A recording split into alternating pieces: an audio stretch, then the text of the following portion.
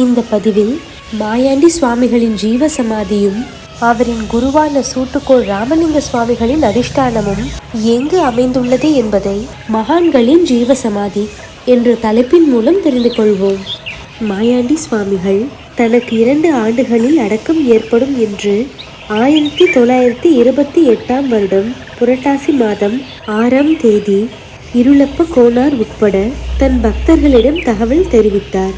அதன்படி 1930 வருடம் புரட்டாசி மாதம் 11ஆம் தேதி இருளப்ப கோனாரின் இடது தோளில் சாய்ந்து, அப்போ இந்த சட்டையை கழற்றி விடலாமா என்று கேட்டுவிட்டு சமாதி யோகத்தில் ஆழ்ந்தார். சுவாமிகளது ஆன்மா இறைவனுடன் இணைந்தது.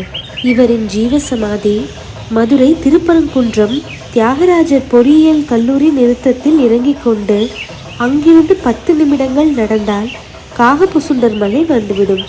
இங்குதான் கட்டிக்குளம் சூட்டுக்கோள் மாயாண்டி சுவாமிகள் மற்றும் சோமப்பா சுவாமிகளின் ஜீவ சமாதி அமைந்துள்ளது. மாயாண்டி சுவாமிகளின் குருவான சூட்டுக்கோள் ராமலிங்க சுவாமிகளின் அதிஷ்டானத்தை சித்தர் பீடம் என்றும் ஐயர் சமாதி என்றும் எல்லோராலும் அறியப்படுகிறது.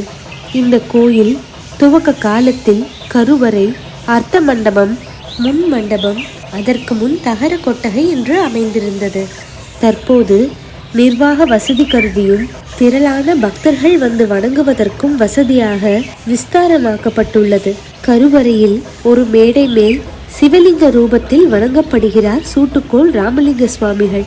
காவி வஸ்திரம் சுற்றப்பட்ட ஆவுடையார், மேலே பானம்.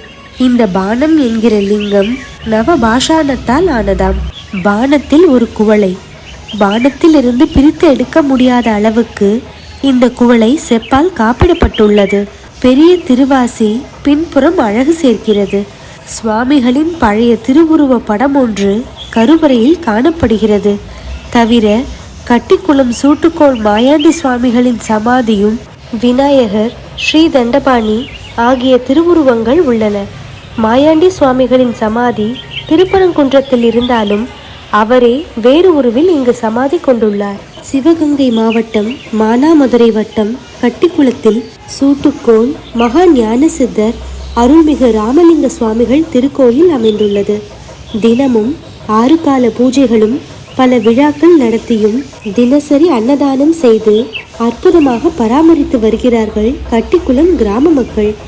அருள்மிகு மகா ஞான குரு சூட்டுக்கோள் ராமலிங்க சுவாமி மற்றும் ஸ்ரீ மாயாண்டி சுவாமி அன்னதான பேரவையின் சார்பாக மன்னார்குடியில் பௌர்ணமி மற்றும் அமாவாசை காலத்தின் போது சிறப்பு வழிபாடும் அன்னதானமும் நடக்கிறது. தைப்பூசத்தின் போது குரு பூஜை வெகு சிறப்பாக நடக்கிறது. மன்னார்குடியில் உறையும் மகானை தரிசித்து அவரது அருளையும் ஆசியையும் பெறுவோம். அடுத்த பதிவில் மற்றும் ஒரு மகானை பற்றி அறிந்து கொள்வோம். அதுவரை திருச்சிற்றம்பலம்.